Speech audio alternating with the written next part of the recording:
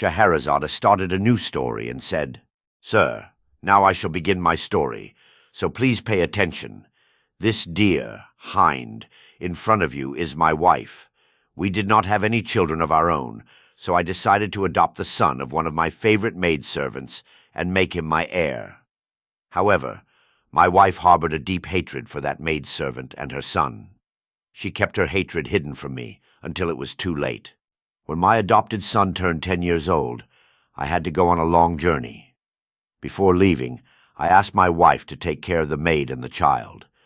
My absence lasted a full year. During this time, my wife learned witchcraft so that she could carry out her evil plot.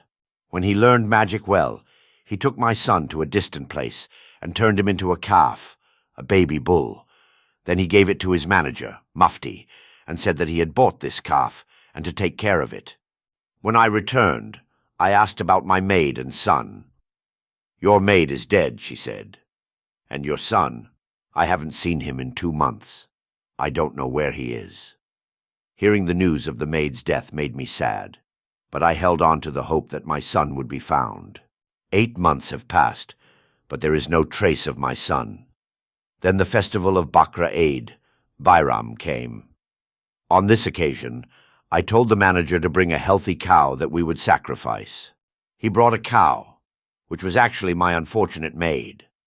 I tied her up, but as soon as I reached out to kill her, she began to moan in such a painful voice that my heart melted. Tears were streaming from her eyes.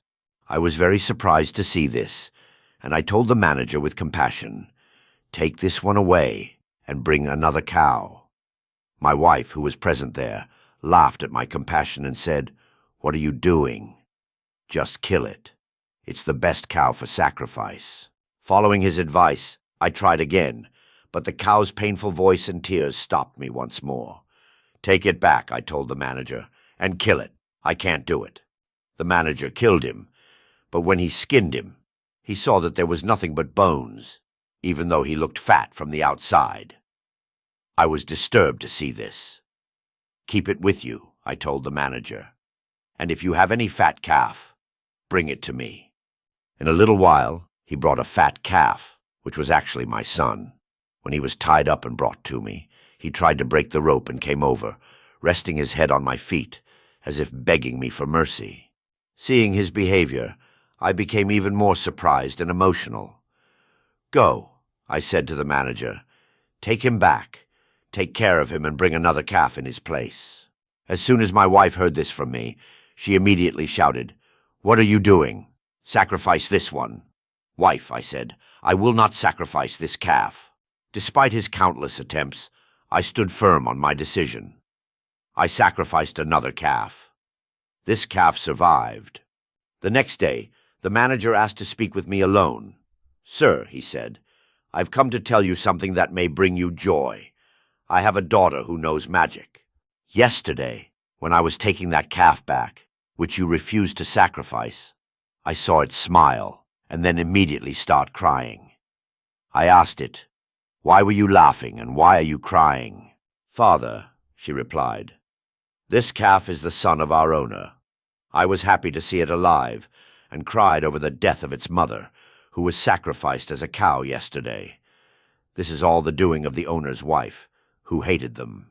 Hearing this, the old man said, I couldn't contain my surprise.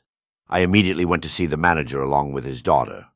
First, I headed to the stable to see my son. When I went to her, she responded to my love in her mute state. When the manager's daughter came, I asked her, "Can you bring my son back to his real form?" "Yes," he said, "but on 2 conditions.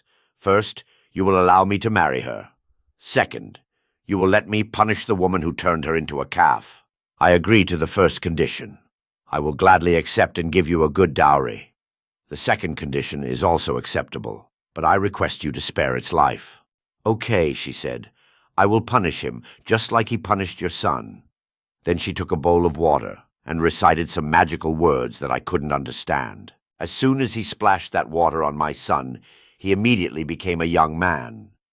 "My son, my dear son," I said, kissing him with joy. "This good girl has saved you from this terrible magic, and I am sure you will agree to marry her in gratitude." He happily consented.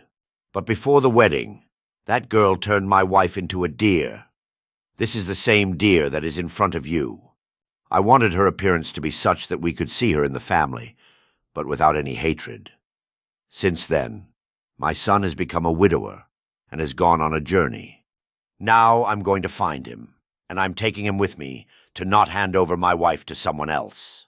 Did you not find this story strange? Absolutely, said the genie, and for that reason I forgive you 1/3 of this merchant's punishment.